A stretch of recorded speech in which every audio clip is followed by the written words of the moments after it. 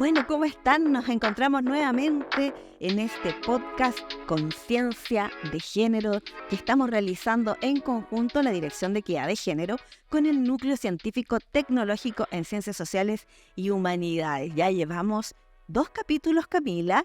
Este es nuestro tercer podcast que va a estar saliendo también ya porque ya estamos al aire. Nos pueden seguir a través de Spotify y a través de YouTube también, y por supuesto a través de las redes sociales del Congreso.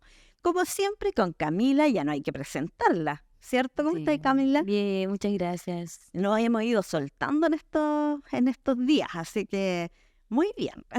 Saludamos también a, por supuesto, Paola, que si no fuera por ella, no sé cómo sacaríamos el podcast.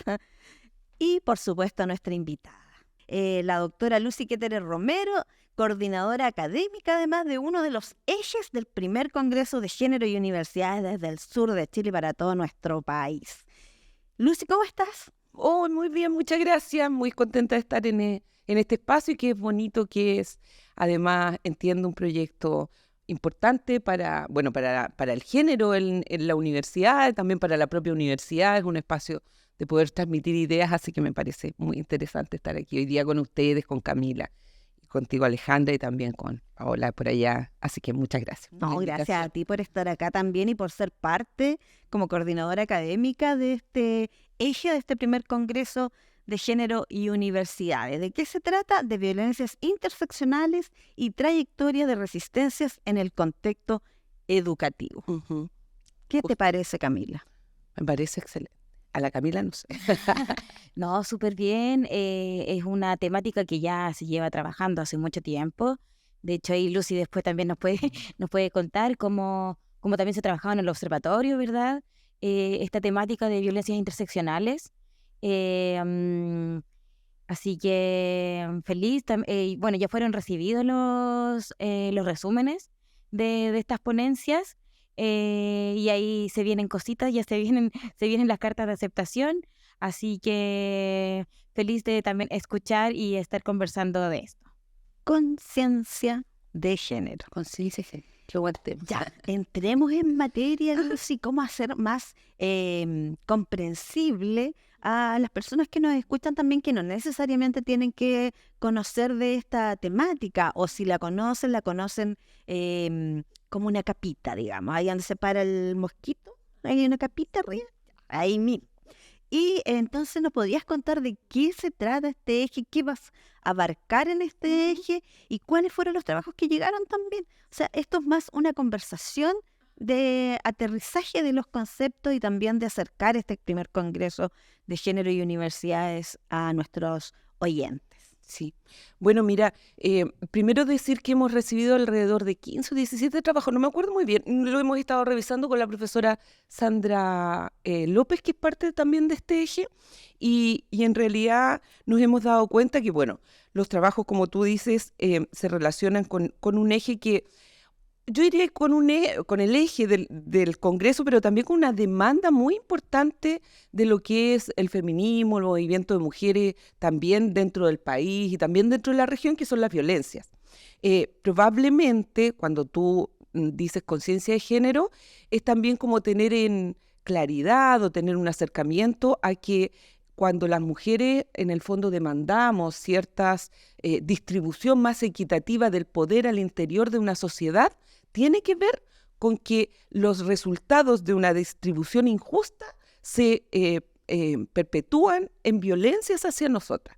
Violencias que a veces las naturalizamos porque estamos un poco acostumbradas las mujeres a un lugar que la sociedad nos otorga, digamos, como la cuidadora, como dicen la dueña de casa o la mujer que en el fondo se hace cargo de su familia y de los cuidados de otros y otras, pero en realidad nosotros las mujeres también somos seres humanas, somos sujetos de derecho, tenemos proyecciones, tenemos ideas del mundo, hacemos contribuciones a la sociedad y también podríamos asumir vidas donde no necesariamente estemos cuidando a otros y otras, sino que también podemos tener otras vidas, digamos, las vidas que nosotras autónomamente podamos ir en el fondo eligiendo, desarrollando con nuestras propias capacidades, competencias o habilidades. Entonces la cuestión es esa, mirar la violencia.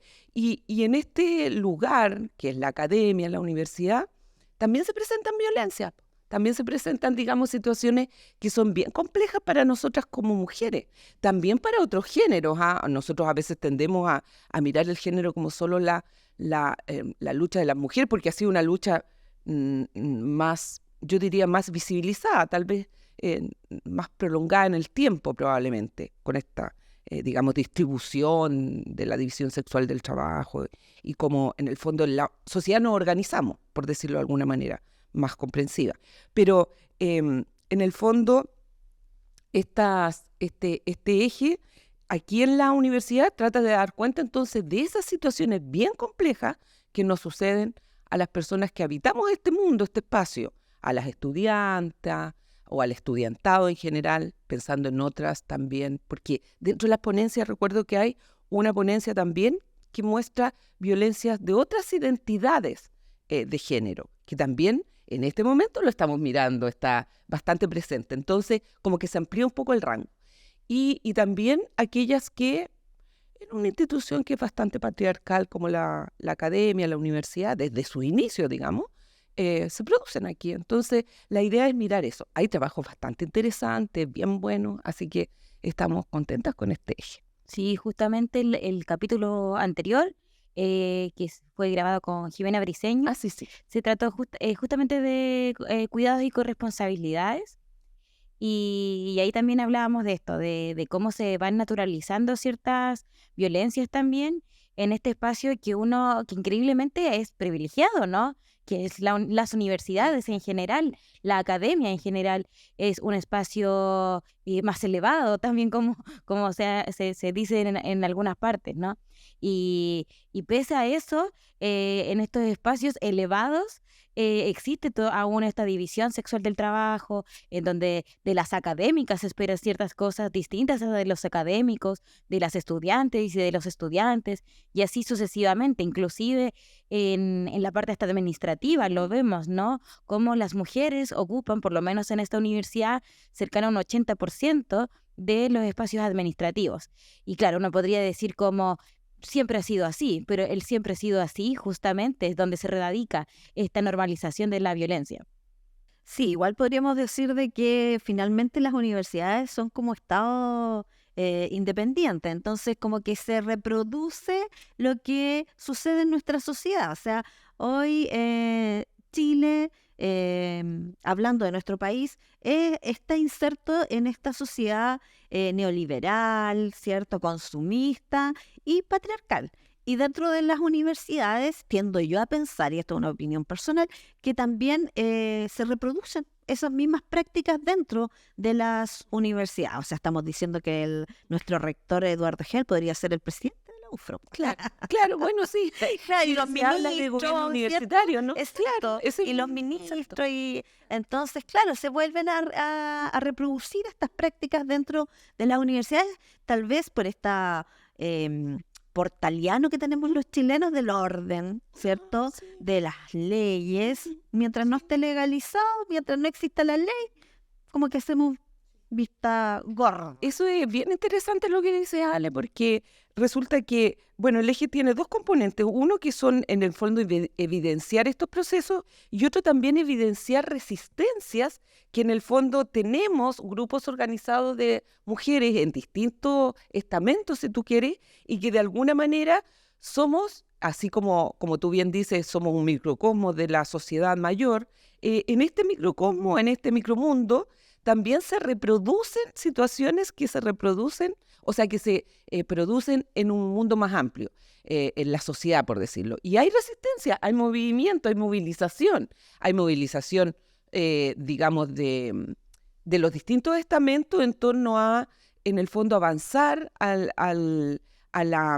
podríamos decir, a desarmar estas prácticas que están instaladas. Entonces, probablemente la evidencia más importante de esa movilización fue el 2018, ¿no? Cuando en las universidades en Chile, las mujeres se organizaron y levantaron, digamos, organizaciones que en la gran mayoría de universidades también perduran como, digamos, organizaciones de mujeres autoconvocadas o de funcionarias o de estudiantes, que las estudiantas, yo siempre digo, el estudiantado siempre va en la vanguardia de los procesos de movilización, bueno, en torno a los temas de género, feminismo, pero también en torno a otros temas políticos que digamos, en el país también nos preocupan y nos ocupan como sociedad. Entonces, en ese sentido, el eje también recoge algunas, digamos,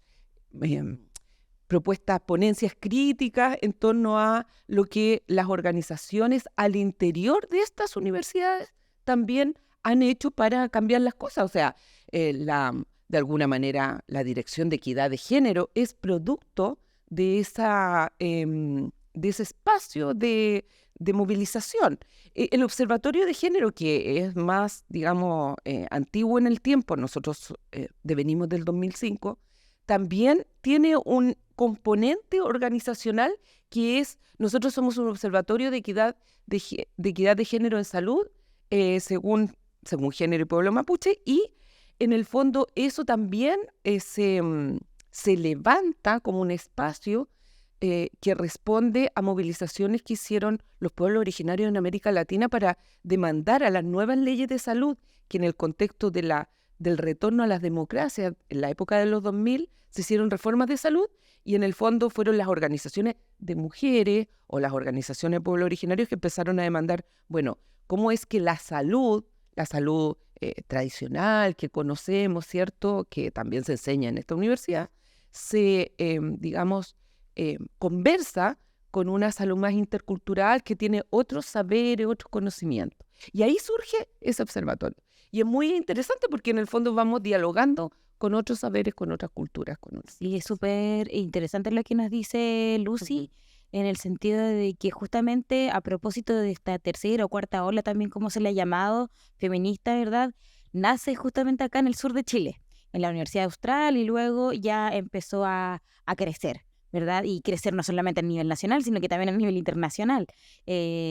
Recuerdo también cómo también nace esta intervención de las tesis, en donde se replicó hasta en Europa, esto en muchos idiomas también distintos, y cómo esto nos interpela, ¿verdad?, a las universidades, pero no solamente a las universidades, de ahí nace, ¿no?, esta marea feminista, ¿verdad?, en donde en todos los espacios institucionales de sobremanera, porque una de las características de esta ola es justamente una crítica a las instituciones y de cómo las instituciones han normalizado estas violencias, ¿no?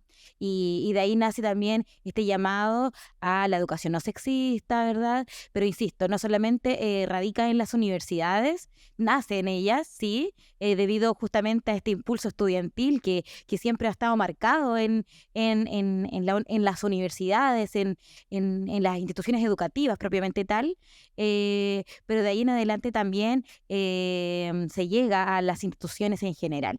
Y entonces también, obviamente, la importancia de dialogar en este eje de trabajo está ahí también, de cómo conversamos y cómo vamos desnaturalizando también estas violencias institucionales.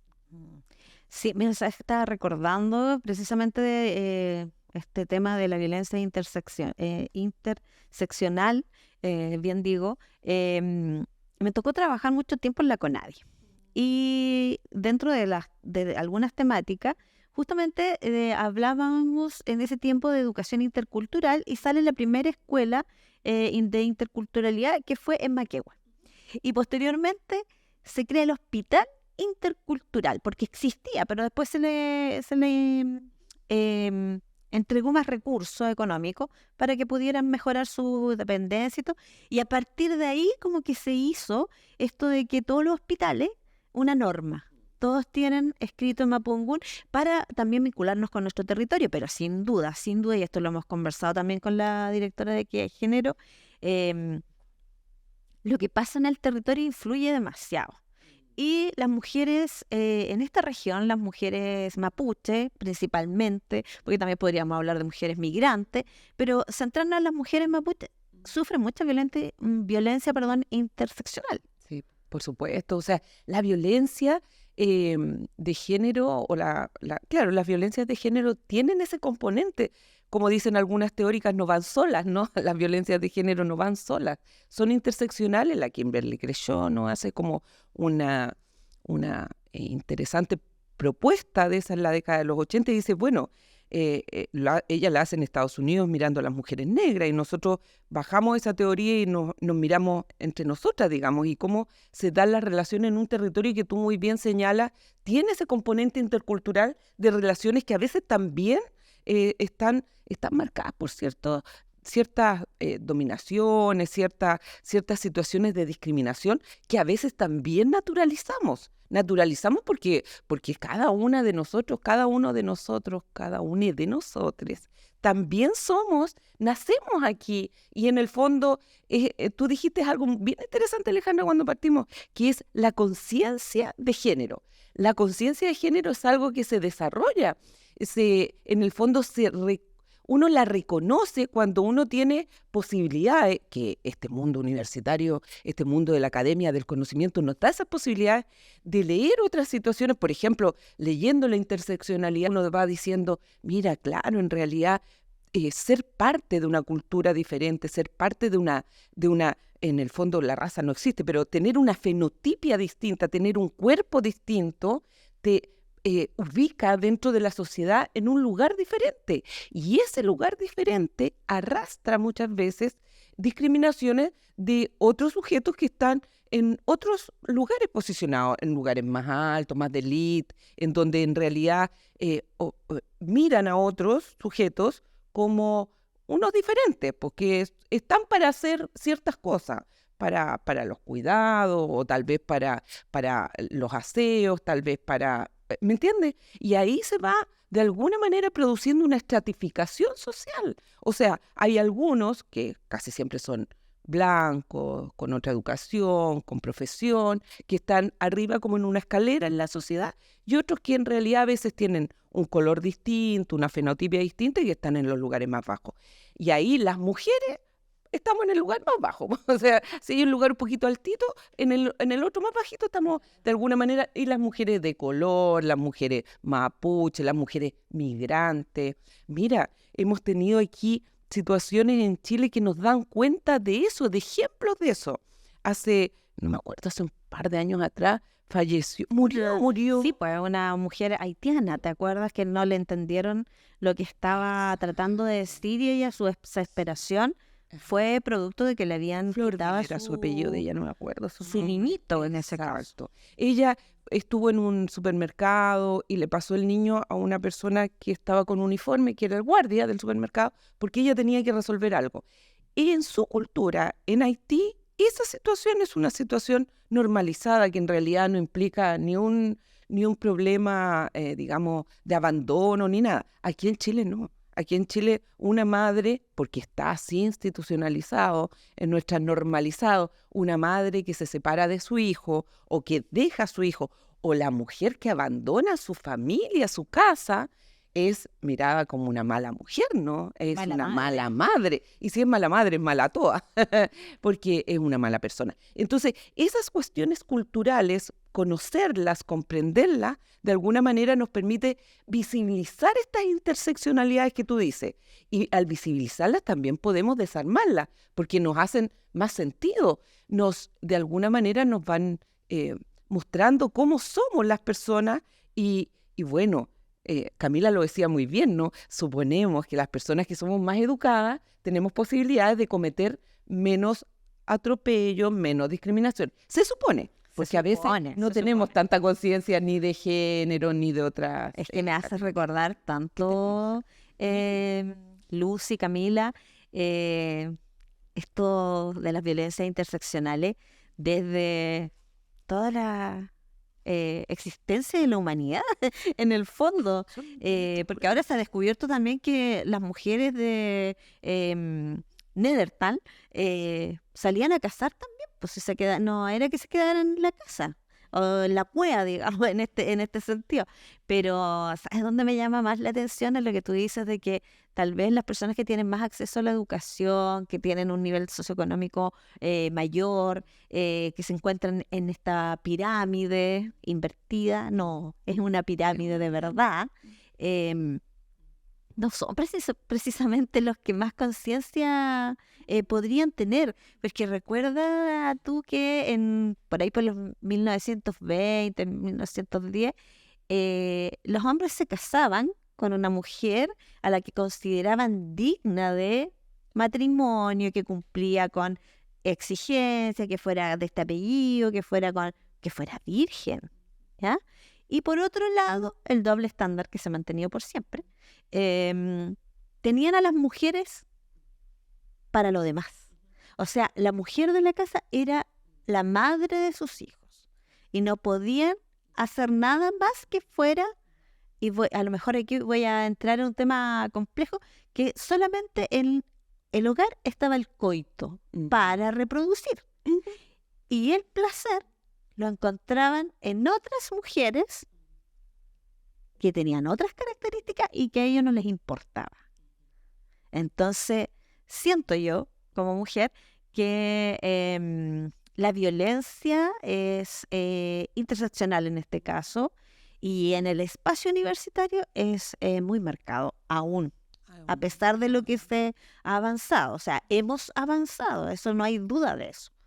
Pero ¿cuánto nos falta, Claro, Camila? eso de hemos avanzado, claramente sí, pero lo importante es como, ¿qué hacemos ahora que ya desnaturalizamos, ¿verdad?, esta violencia? ¿Qué hacemos ahora con esta desnaturalización? Y a mí me gusta mucho este concepto un poco vilipendiado hoy en día, que es la de la deconstrucción, ¿no? Que nos desconstruimos, pero la idea después es co-construirnos colectivamente. A propósito de lo que tú decías, ¿no?, de esto del lamentable hecho de esta chica haitiana, ¿verdad? De cómo también vamos aprendiendo estos cuidados comunitarios, ¿no? De ir entendiéndonos en esta nueva realidad. A mí me gusta mucho esto de la ética y la epistemología feminista, ¿no? De cómo también tenemos que ir aprendiendo a propósito de que ya estamos instalando, ¿verdad?, estas temáticas, estamos luchando también por esta igualdad. Vamos entendiendo la realidad también desde esta forma mucho más comunitaria, mucho más inclusiva, ¿no? Y creo que ese es el desafío siguiente. Sí, y sabes, Camila, me hace recordar un poco esto, traigámoslo más al presente. Hace unos días, una mujer, asesinó a sus 3 hijos por una depresión, con una depresión terrible. Entonces ahí tenemos otro tipo de violencia, la violencia de desconocer los problemas de salud mental, de no desconstruir, Camila, como tú dices, el tema, la problemática del trato a las personas con situaciones de salud mental, porque antiguamente decían el loco, la loca. Hoy día está como más, debido a la pandemia también, algo que hay que agradecerle a la pandemia es que se visibilizó este tema, pero continuamos siendo de alguna manera despectivos con las personas que tienen situaciones, conflictos, y que realmente pueden generar un tipo de desenlace como este si es que no tomamos los resguardos. Sí. Bueno, tal vez yo, sabes que supe del caso ahora también y igual me impactó mucho, porque fíjate que nosotros en el observatorio a propósito de las violencias interseccionales y a propósito también de el lugar donde estamos, porque un poco nosotros estamos en el lugar de donde transmitimos conocimientos y formamos futuras y futuros profesionales. Y en ese sentido también, a mí, yo comparto con Camila este concepto de deconstrucción, porque también tenemos que deconstruir nuestra forma de aproximarnos al conocimiento. Y a veces, desde, por ejemplo, carreras como la salud, y esto yo se lo he manifestado también al rector en algún momento, en algunos espacios donde nos hemos encontrado, cuando él incluso era decano en la Facultad de Medicina, cómo enseñamos salud y cómo de alguna manera no interseccionamos también las relaciones de género en los procesos educativos en salud, porque también asumimos que en una lógica, digamos, de mirar la enfermedad como un síntoma, olvidamos que la enfermedad tiene también una producción, por decirlo de alguna manera, se produce también por situaciones que son sociales. O sea, nosotros podemos estratificar socialmente nuestra sociedad y podemos ver dónde se dan más ese tipo de problemas y por qué se producen. Y yo te diría que muchas de las situaciones que vivencian las mujeres en torno a su salud y en torno a su salud mental, a la depresión, tienen que ver con relaciones de género que son absolutamente violentas, relaciones que a veces tienen con sus parejas, porque nosotros estamos acostumbradas o de alguna manera somos socializadas y por lo tanto lo naturalizamos a tener una relación de pareja que también es una relación de dominio, en donde están presentes el control, el poder, la dominación, digamos, el que tú eres mía y tú no puedes ni mirar para el lado ni hacer otra cosa, ¿me entiendes? No hemos avanzado en el fondo a tener otro tipo de relaciones que se basen en otras prácticas. Y eso tiene un efecto importante en la salud mental de las mujeres. Mira, nosotras hemos seguido trabajos de tesis en donde hemos dado cuenta de cómo, por ejemplo, mujeres que a veces, no sé, cuidan pacientes diabéticos, por ejemplo, a veces su papá, muchas veces su pareja, su esposo o su, digamos, su relación de pareja, ellas dejan de comer cuestiones que ellas necesitan para nutrirse producto de la enfermedad de las otras personas de su casa, ¿me entiendes? Y finalmente ellas terminan enfermas por esa situación. Entonces tú dices, ¿cómo es posible? Está bien, yo tengo que cuidar a otro y otra porque lo quiero, porque hay una emocionalidad presente, porque también hay relaciones consanguíneas, lo que tú me digas, pero yo no puedo dejar, digamos, de verme, mirarme como una persona, como un sujeto, como un individuo, y en el fondo mi propia salud ponerla en ese marco de desmedro, digamos, ¿me entiendes? Y sin tener conciencia de ello, porque ni siquiera lo pienso, ¿me entiendes? Y finalmente, me acuerdo hace tiempo atrás, seguimos una tesis ahí en Frutillar, cerca de Payaco, por ahí, de una estudiante de un magíster de salud, y mostraba eso, arrojaba cómo las mujeres se enfermaban producto de esta situación. Y tú dices, bueno, ¿cómo ahí entonces la medicina tiene que hacerse cargo de las cuestiones de género que son bien violentas? Fíjate, porque son violentas en este caso por omisión. Nadie las habla, nadie las dice, ¿te fijas? Y resulta que en el fondo están afectando la vida de una mujer, de una familia también, ¿me entiendes? Y de una sociedad, porque si uno no cura una herida, infecta completamente. Entonces, bueno. Sí, Camila.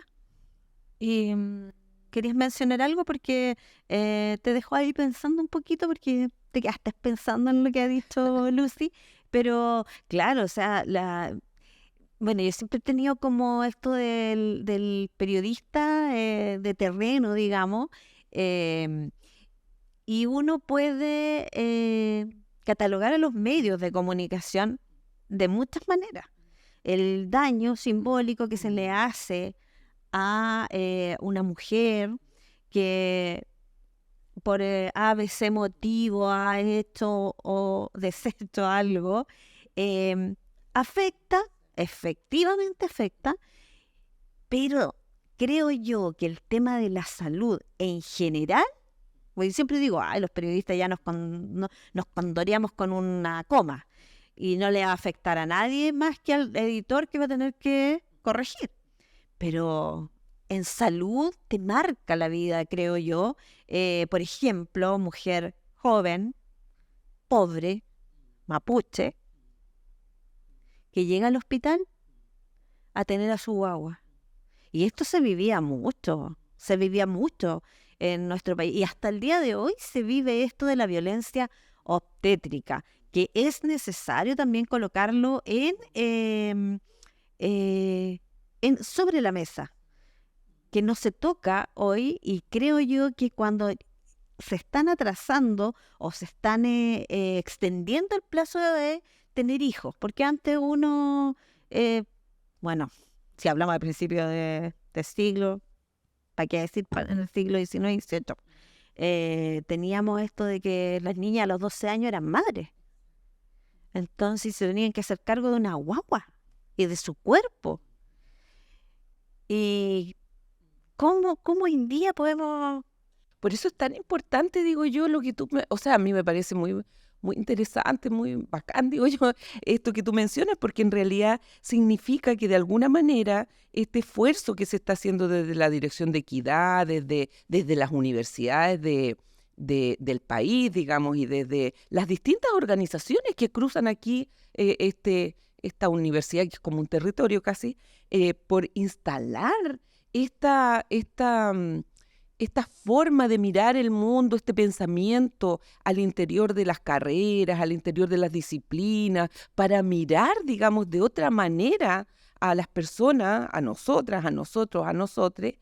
Entonces, de alguna manera, colaboraría con este desarme, con esta deconstrucción que nos dice la Camila, porque de alguna manera esa otra forma de enseñar, pero mira, lo mismo que tú decías hace un rato, la antropología, la mujer en Neandertal. Antes decían, las mujeres en Neandertal solo iban a buscar las bayas, los frutos y se hacían cargo como del fuego. Y resulta que no, pues ahora hay evidencia física que muestra que las mujeres también cazaban, porque si no cazaban hombres y mujeres a estos animales que eran terribles de grandes, ese colectivo no podía cazarlos porque no tenía la fuerza para matarlos, para partirlos, para todo, ¿me entiendes? No tenía la fuerza. Entonces, en el fondo se organizaban entre todos para poder cazar. Pero eso, la antropología o esas disciplinas que estudian esos momentos históricos, tuvieron que hacer un tremendo esfuerzo para mirar. ¿Y sabes quién es? Porque cuando uno va a ver la historia de esas disciplinas, lo que mira es que son las antropólogas las que hacen el esfuerzo para poner otra mirada sobre la producción del conocimiento. ¿Me entiendes? Sí. Entonces, es muy interesante eso. Nos abre también un espacio a las mujeres, a las disidencias sexuales, a otros sujetos que convivimos en la sociedad, que queremos estar presentes en la sociedad, que queremos también tener derechos, tener oportunidad de... Mira, ayer yo estaba en una clase de análisis histórico del trabajo social y le preguntaba a una estudiante, que ellas son bien chicas, digamos, ese es un curso de primer año. Entonces yo le decía, finalmente, ¿para qué estamos aquí? Bueno, me hablaron de para qué estamos estudiando trabajo social, en el fondo, para mejorar la calidad de vida, para mejor bienestar para la sociedad, que son respuestas muy correctas. Yo estoy muy políticamente. Pero ¿sabes qué? Una chica dijo, yo estoy aquí para ser feliz.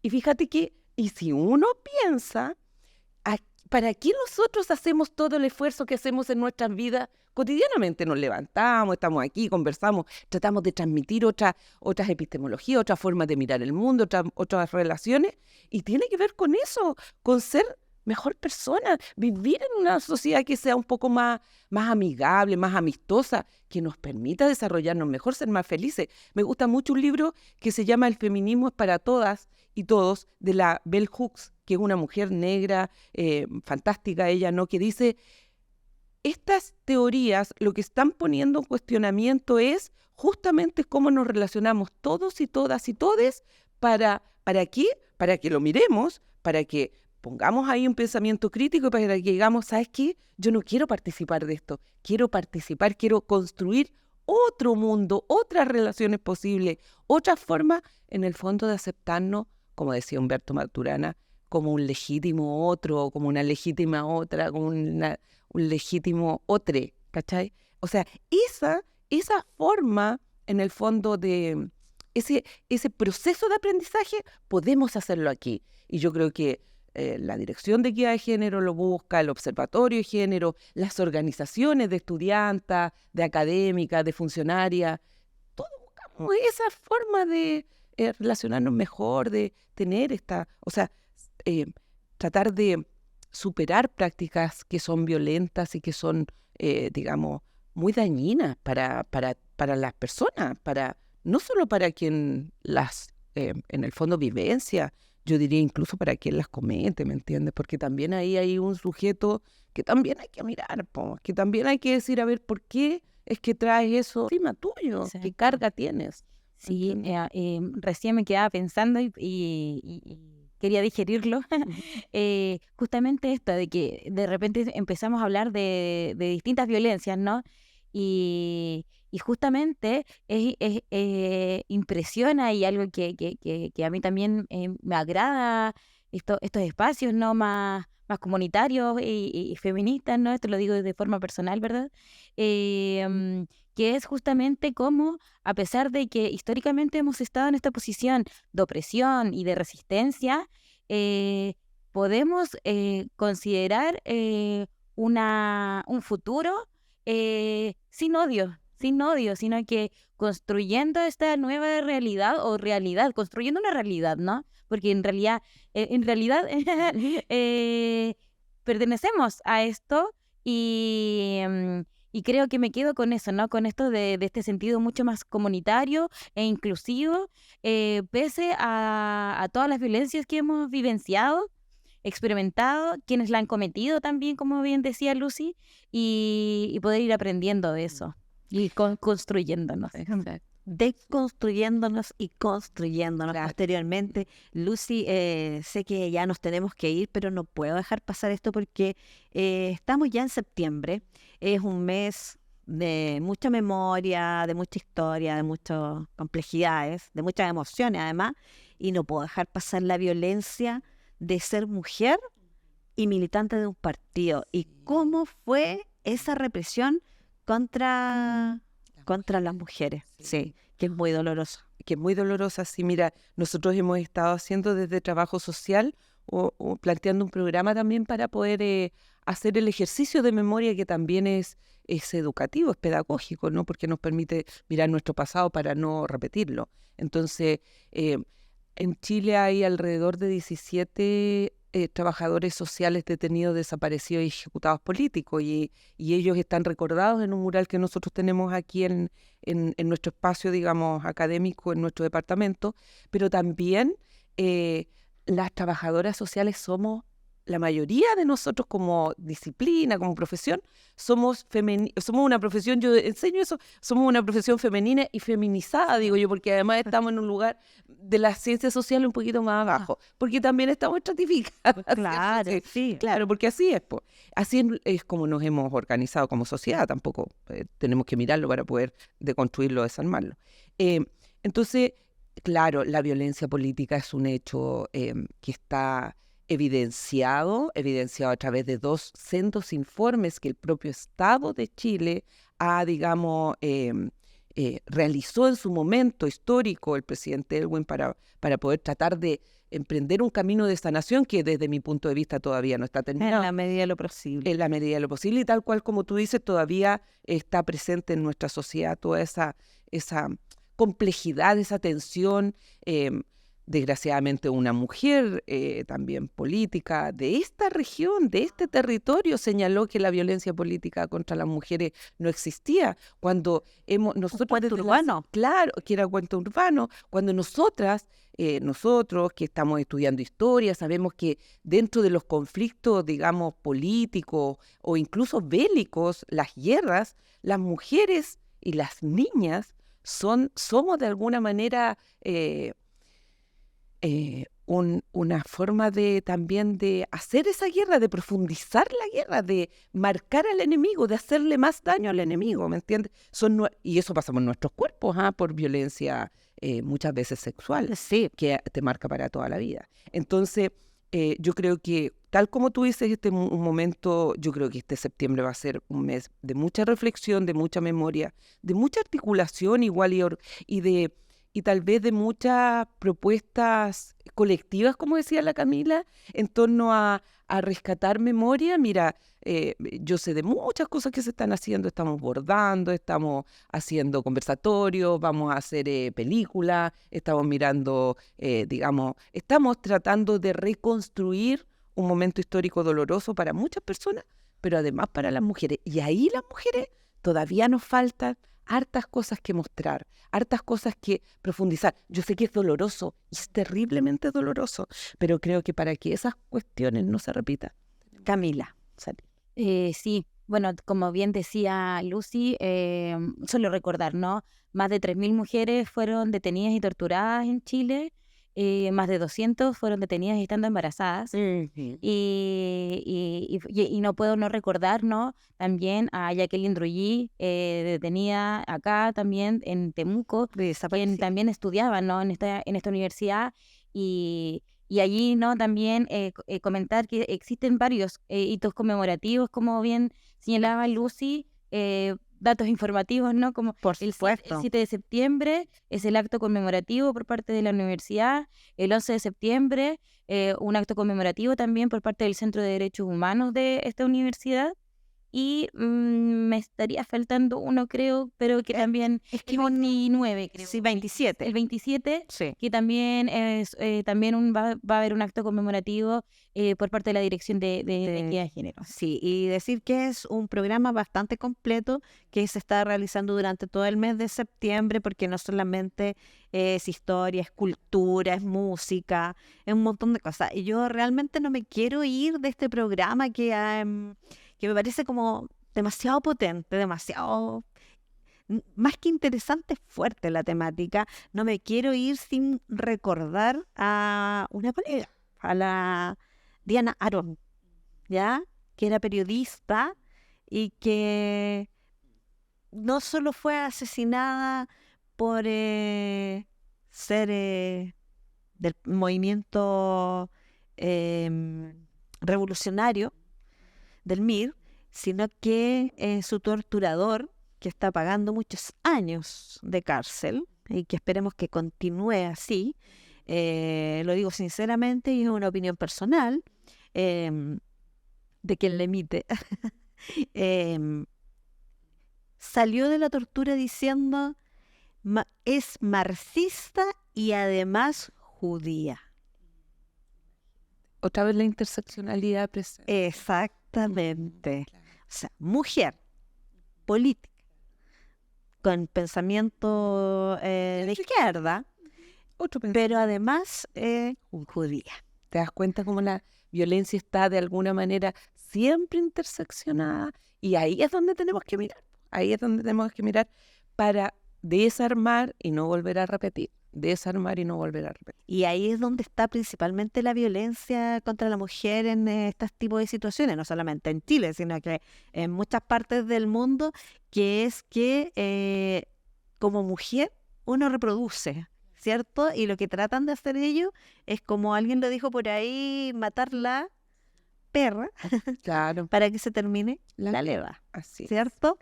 Oye, qué interesante. Sí, podríamos estar todo el día. Sí, se complican en septiembre, muchas cosas más. Pero Camila, nos vamos ya de este nuevo capítulo. Muy agradecida nuevamente, Alejandra, Paola, Lucy. Da para mucho, siempre quedo con gusto a poco, siempre puede ser más, pero no, agradecida también de este capítulo.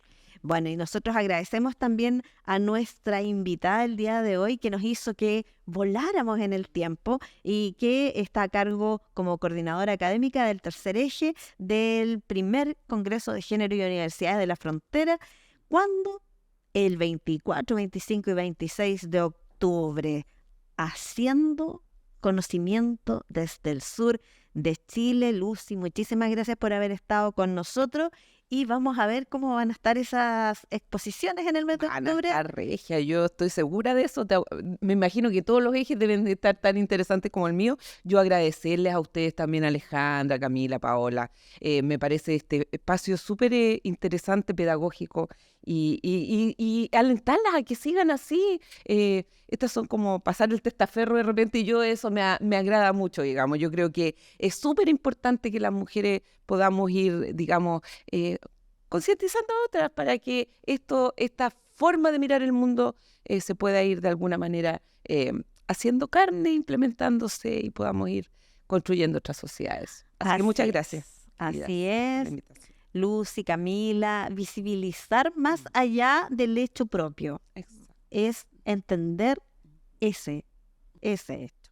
Bueno, y nos vamos nuevamente de este podcast Conciencia de Género desde la Araucanía para el país y nos despedimos de Paola. Vamos a saludar a Ruth también que nos acompaña aquí hoy día y bueno, esperar que este capítulo los haga reflexionar también y que nos acompañen para ya la nueva edición de este podcast, que vamos a tener a otra interesante invitada que corresponde a otro eje de nuestro primer Congreso de Género y Universidades. Agradecer, como siempre, al director del Núcleo Científico Tecnológico en Ciencias Sociales y Humanidades, doctor Patricio Mena.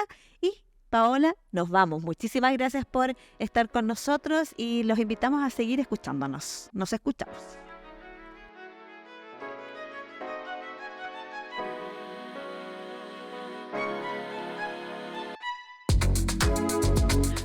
...24, 25 y 26 de octubre de 2023.